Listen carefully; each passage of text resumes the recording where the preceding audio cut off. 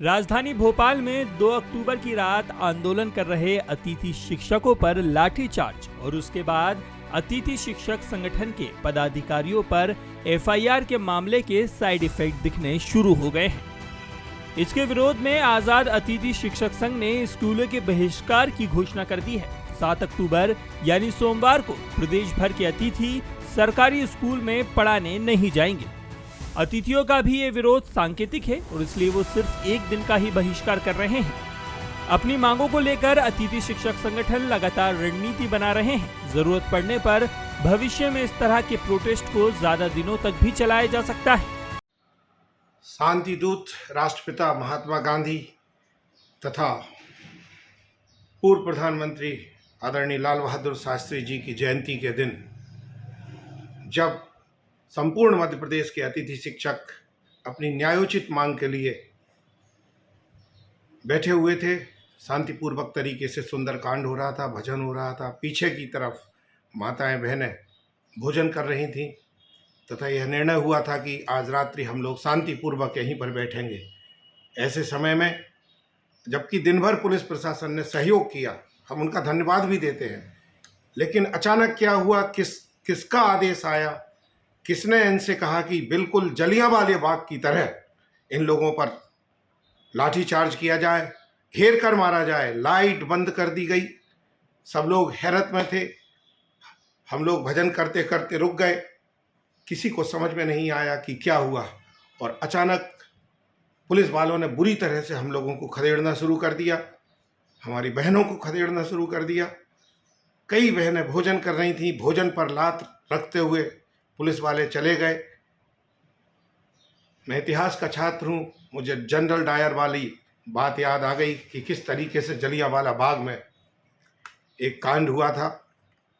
बस फर्क इतना था कि यहाँ पर गोली नहीं चलाई, बुरी तरह लाठियों से मारा, जानवरों की तरह मारा, ढोरों की तरह मारा।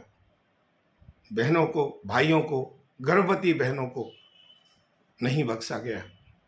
इसके बाद भी दौड़ा दौड़ा कर मारा। और ये किसका आदेश था? अगर मुख्यमंत्री जी का आदेश था तो ये बहुत गंभीर मुद्दा है। शिक्षा मंत्री का आदेश था तो ये उससे भी ज़्यादा गंभीर मुद्दा है। कहाँ तो आपसे हमें न्याय की उम्मीद थी, इतने पर भी मन नहीं भरा तो अगले दिन आप हमारे साथियों के खिलाफ एफआईआर दर्ज करते हैं। ये हिटलरशाही है, यह तानाशाही है। लोकतंत्र में यह बात उचित नहीं। हमारी आवाज़ दबाई गई, पहचान ना हो पाए इसलिए लाइट बंद कर दी गई। किसके इशारे पर हुआ ये सब? हम सब उद्वेलित हैं, आक्रोशित हैं।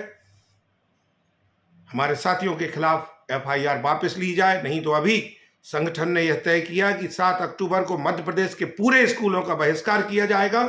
और यदि इसके बाद भी माननीय सरकार ने अतिथि शिक्षकों के हितों का संरक्षण नहीं किया तो संगठन के मार्गदर्शन में पूरे मध्य प्रदेश के स्कूलों का बहिष्कार अनिश्चितकालीन किया जाएगा। हमें दुख होगा क्योंकि बच्चों का नुकसान होगा, लेकिन अब ये बात कहना पड़ेगी कि हो गई है पीर पर्वत सी पिघलनी चाहिए, इस हिमालय से कोई गंगा निकलनी चाहिए।